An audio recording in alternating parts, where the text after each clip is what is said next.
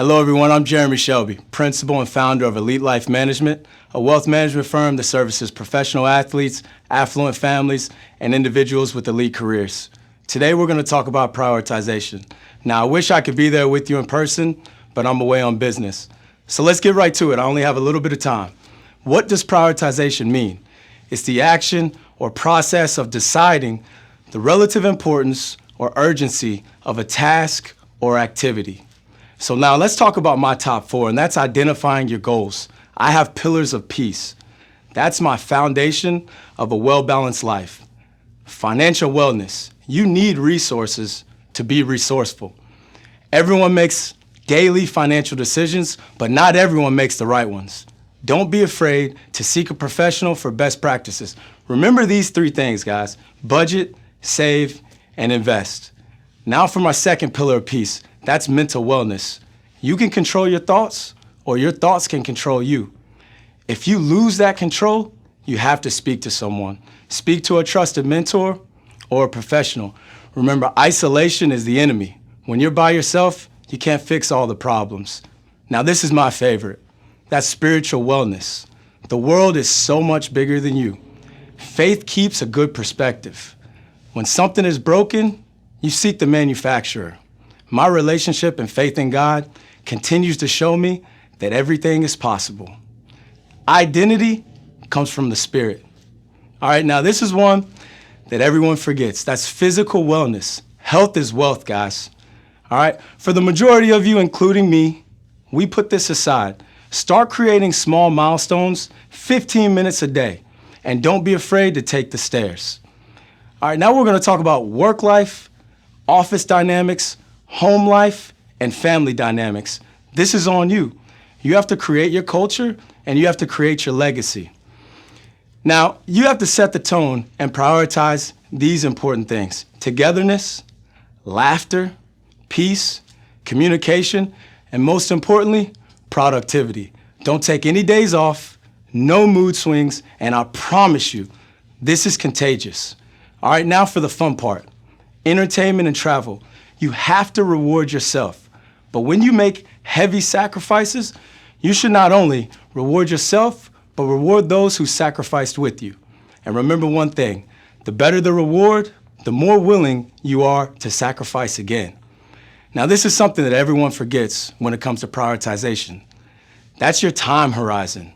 Without term limits, you could go completely insane by doing the same activities and expecting different results. Now, this is what I mean by term limits. That growth, it creates change. Your practices need to evolve as you grow and develop, or you could freeze at the podium. Now, I break my term limits into 1 year, 3 to 5 years, which is midterm, and then your 5+ years, that's the long term. Those are the things that you do in perpetuity. These are the mistakes that you should avoid. You cannot assume that everyone knows your job description, everything that it entails, and why you're so motivated to be in that position. If someone doesn't understand your why, they're not going to understand your sacrifice. Look at your worksheet right now and fill in this blank. Sacrifice is everything. It's everything, guys. It's synonymous to prioritization.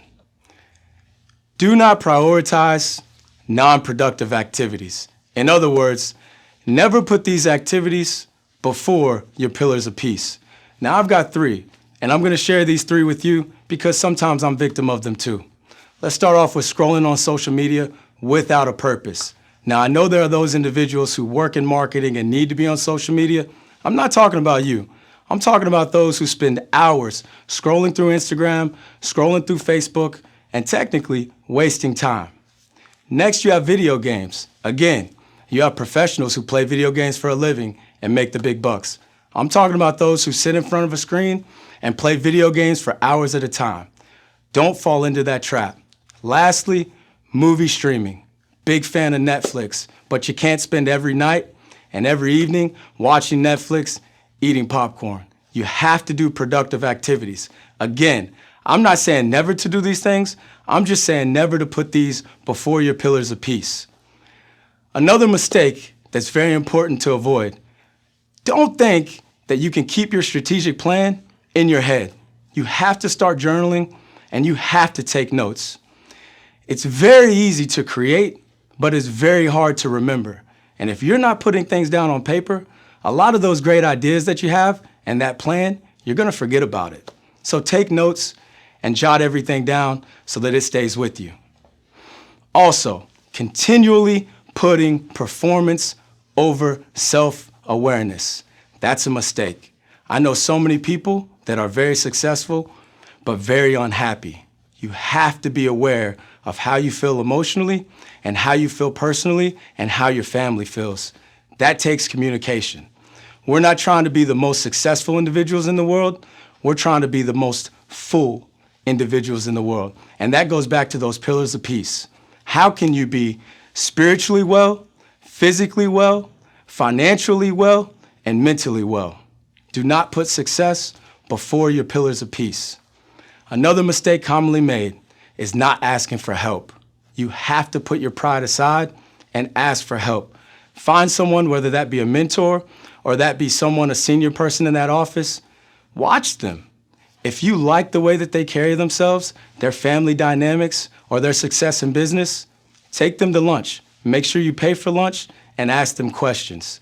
Put them through the test of an interview and see if that's somebody who you want to emulate. Now I'm going to leave you guys with a bonus.